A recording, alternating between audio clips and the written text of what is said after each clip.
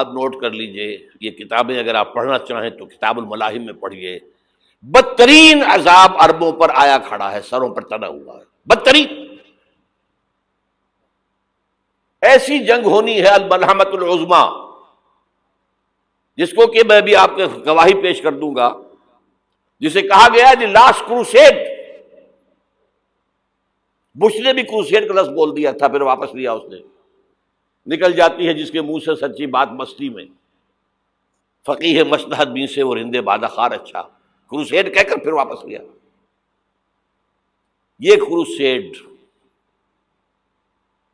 اس کے اوپر جس قدر نقصان ہونا ہے عربوں کا، گریٹر اسرائیل بنے گا، یہ عراق، شام، اردن، سعودی عرب کا کچھ شمالی علاقہ، ترکی کا جنوبی علاقہ، مصر کا صحرائے سینا، اور اس کے ساتھ ہی جو بہترین اس کا زرخیز ترین علاقہ ڈیلٹا آف نائل، یہ سب یہودیوں کے قبضے میں جائیں گے۔ اس کو حدیث میں کہا گیا الملحمۃ العظمیٰ۔ عیسائی 80 علم لے کر اے مسلمانوں تم پر حملہ آور ہوں گے، اور ہر علم کے نیچے 12,000 فوج ہوگی، 9.5 لاکھ فوج۔ یہ نیٹو کی تیاری کس کے لیے ہو رہی ہے؟ جب یو ایس ایس آر کا خاتمہ ہوا تو پوچھا گیا تھا نیٹو چیف سے، اب کس لیے؟ تمہارا وہ دشمن تو ختم ہو گیا، اب ہمیں اسلامک فنڈامنٹلزم سے نمٹنا ہے۔ وہ جانتے ہیں خطرہ یہی ہے، اب اسلام ابھر سکتا ہے، مسلمانوں کے سینوں کے اندر وہ آگ ہے، اوپر خاکستر آ گیا ہے، تم پہ اٹھانا بیٹھنا، یہ اندر تو انگارہ ہے، اوپر سے راکھ ہے، اس سے دھوکہ نہ کھا جانا ان کے دلوں کے اندر۔ اور بش نے کہا تھا مسلمان چاہتے ہیں کہ ہسپانیہ سے لے کر انڈونیشیا تک نظام خلافت قائم کریں، اور میں حیران ہوا تھا کہ اس کمبخت کو ہسپانیہ کا خیال کیسے آ گیا؟ ہمیں تو کبھی آتا ہی نہیں، اب ہم تو بھول گئے، وہ تو 500 برس پرانی بات ہے جبکہ وہاں سے ہمیں نکال دیا گیا تھا۔ اگرچہ اقبال نے کہا تھا ہے ارض فلسطین پہ یہودی کا اگر حق، ہسپانیہ پر حق نہیں کیوں اہل عرب کا؟ ہسپانیہ میں تو 800 سال حکومت کی مسلمانوں نے، اور ابھی 500 برس ہی گزرے ہیں نا۔ یہودی تو ارض مقدس سے 2000 سال نکالے گئے، انہیں لا کے آباد کیا گیا، عربوں کے سینے میں خنجر بھونک دیا گیا۔ وہ چھوٹا سا ملک جو چاہتا کرتا، کوئی پوچھنے والا نہیں۔ امریکہ جیسے اپنے بیٹے کی حفاظت کرے ویسے کرتا اس کی۔ اور حضور نے فرمایا ہے وہ جنگ جب ہوگی تو ایک باپ کے اگر 100 بیٹے ہوں گے تو 99 ختم ہو جائیں گے، ایک بچے گا۔ یہ حدیث ہے، حدیث ہے صحیح۔ اور آپ نے فرمایا ویل للعرب من شر قد اقترب، عربوں کے لیے ہلاکت ہے، عربوں کے لیے بربادی ہے اس شر سے جو قریب آ چکی ہے۔ اور آج جس طرح انہوں نے ان کی تہذیب کو اختیار کر لیا ہے، دبئی جا کر دیکھیے، بدترین مغربی معاشرہ جو ہے وہ دبئی کے اندر ہم نے قائم کر کے دکھا دیا۔ اب سعودی عرب اس راستے پر بڑھ رہا ہے۔ اور اس کے بعد نمبر 2 پر جو ہے ہم پاکستانی ہیں، لیکن میں اس کے وہ پہلی بات جو کہہ رہا ہوں وہ تو یقینی ہے، اس میں تو احادیث صحیحہ موجود ہے۔ اگرچہ اس کے بعد پانسا پلٹے گا، پھر حضرت مہدی کا ظہور ہوگا، حضرت عیسیٰ کا نزول ہوگا، اور وہ گریٹر اسرائیل گریٹر گریو یارڈ بنے گا یہودیوں کا، ایک ایک یہودی قتل ہوگا اور دفن ہوگا۔ یہ بات میں ہونا ہے، میں پہلی بات برس کر رہا ہوں۔ وہ پانسا پلٹے گا جب پلٹے گا۔ ابھی جو سامنے ہے وہ کیا ہے؟ جس ملحمۃ العظمیٰ کہا حضور نے، جسے آرمگیڈون کہتے ہیں عیسائی۔ آرمگیڈون کی اگر کہیں جا کر آپ دیکھیں گے، آپ ڈکشنری میں مانی تو کیا لکھا ہے؟ A very big war which will be fought between the forces of evil and good before the end of this world. اس دنیا کے خاتمے سے پہلے خیر اور شر کی قوتوں کے درمیان بہت بڑی جنگ ہوگی۔ ارمجدون اسے کہتے ہیں عربی میں، اور آرمگیڈون اسے کہتے ہیں انگریزی کے اندر۔ اور یہ بائبل کی آخری کتاب کے اندر ہے، جو اس میں کہ مکاشفات یوحنا، ریولیشنز آف سینٹ جان. یہ تو میں کہہ رہا ہوں یقین کے ساتھ، اور زیادہ دور نہیں ہے، آیا چاہتا ہوں. اس لیے کہ یہودیوں کا اور عیسائی جو کنزرویٹوز ہیں، نیو کنزرویٹوز، ان کا 5 نکاتی ایجنڈا ہے متفق علیہ، جس کے تحت کہ یہ جنگ صلیبی شروع کی گئی ہے. وہ سن لیجئے آپ. آرمیگیڈون نمبر 1، گریٹر اسرائیل قائم ہو جانا اس کے نتیجے میں نمبر 2، مسجد اقصی اور قبۃ الصغریٰ کو گرانا نمبر 3، وہاں تھرڈ ٹیمپل، وہ مسجد جو حضرت سلیمان نے بنائی تھی 1000 قبل مسیح میں، پھر برباد کی تھی نبوکدنضر نے، دوبارہ بنائی گئی، پھر دوبارہ ختم ہوئی 70 عیسوی تک گری پڑی ہے. ان کا خانہ کعبہ گرا ہوا ہے 70 عیسوی سے لے کر آج تک. ایک دیوار ہے ویلنگ وال، جہاں جاتے ہیں، روتے ہیں، پیٹتے ہیں، ماتم کرتے ہیں، وہاں وہ بنے گا تھرڈ ٹیمپل. اور نمبر 4، اس میں لا کر رکھا جائے گا تخت حضرت داؤد کا. یہ تخت کہاں ہے اس وقت؟ یہ لندن شریف کے اندر، جو ان کی پارلیمنٹ کا جو چرچ ہے، ویسٹ منسٹر ایبے، اس میں رکھا ہوا ہے.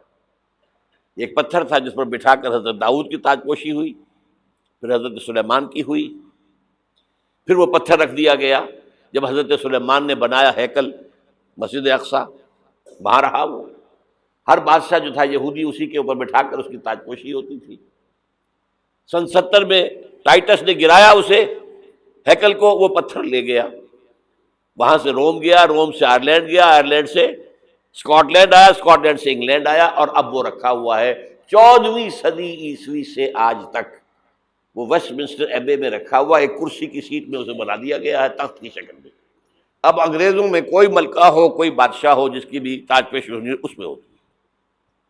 یہ لا کر رکھا جائے گا تھرڈ ٹیمپل میں، اور اس پر یہودیوں کے خیال کے مطابق ان کا مسیحا آئے گا جو مسیح دجال ہوگا. عیسائیوں کے خیال کے مطابق حضرت عیسیٰ آئیں گے، وہ ہمارا بھی خیال ہے حضرت عیسیٰ آئیں گے علیہ السلام. بہرحال یہ تو بات کی باتیں ہیں نا. اس وقت جو میں عرض کر رہا ہوں، عربوں پر بہت بڑا عذاب، اور پاکستان کا معاملہ البتہ یہ ہے، میں یقین سے نہیں کہہ سکتا. ہینگنگ ان دی بیلنس، ہو سکتا ہے اللہ تعالی ہم پر رحم فرمائے، ہو سکتا ہے، اگرچہ اس کی کچھ شرائط ہوں گی. چمن کے مالک اگر بنا لیں موافق اپنا شعار، اب بھی چمن میں آ سکتی ہے پلٹ کر چمن سے روٹھی بہار، اب بھی ہو سکتی ہے. اور یہ بھی ہو سکتا ہے کہ اللہ تعالیٰ نے معجزانہ طور پر ہمیں ملک دیا، ہم نے اللہ سے بدعہدی کی، وعدہ خلافی کی، غداری کی، لہذا سزا دی جائے اور ہم سے یہ ملک چھین لیا جائے. It's just possible. دور نہ سمجھے اسے، انہونی بات نہ سمجھے. جو گھیراؤ ہو رہا ہے آپ کا، آپ کے مغرب میں نیٹو فورسز اور مشرق میں بھارتی فورسز گدھوں کی طرح بیٹھے ہوئے انتظار کر رہے ہیں پاکستان اور ڈسٹیبلائز ہو جائے، یہاں اور بدامنی ہو جائے. اب لاہور میں پھر آج دھماکے ہو گئے ہیں. 2 دن پہلے کا دھماکہ میں سہ کے آیا ہوا ہوں، آپ کے سامنے بیٹھا ہوں. وہ جانیں بچی ہیں، جو ہماری اکیڈمی کا حشر ہوا وہ میں آپ کو نہیں بتا سکتا. یہ سارا کیوں ہو رہا ہے؟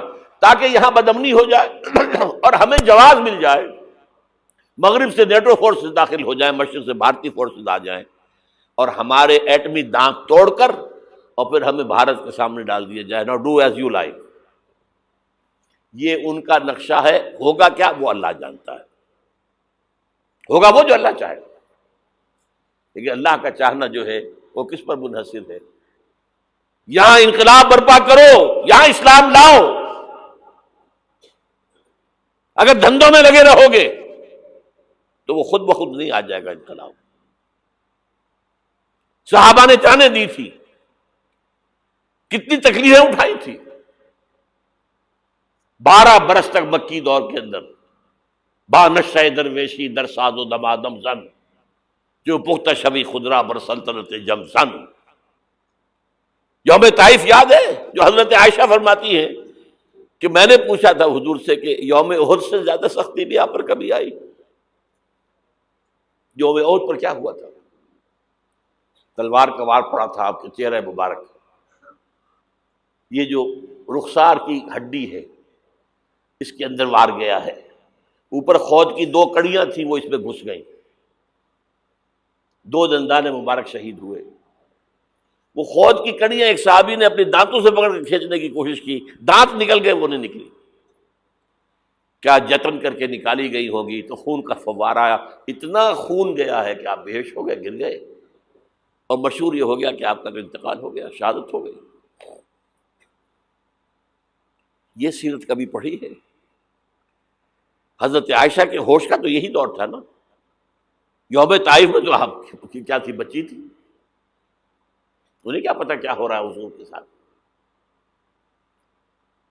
3 دن تک حضور مکے کی گلیاں اور وہاں کے اوباش لوگ پتھراؤ کر گئے تھے اس امید میں کہ شاید وہاں کا کوئی سردار ایمان لے آئے، تو یہاں تو ابو طالب بھی فوت ہو گئے، یہی دنیاوی سہارا تھا، خاندانی سہارا تھا ابو طالب کے ذریعے، اور گھر میں ایک دلجوئی کرنے والی رفیقہ حیات تھی، وہ بھی، ان کا بھی انتقال ہو گیا۔ آپ نے کہا یہ عام الحزن ہے، اب تو سب کو طے ہو گیا قریش کو کہ اب جیسے قتل کر دو ان کو، اسی لیے آپ گئے طائف، شاید وہاں کا کوئی بڑا سردار مانے، ایمان لے آئے مجھ پر، تو میں اپنا مرکز ادھر شفٹ کر دوں۔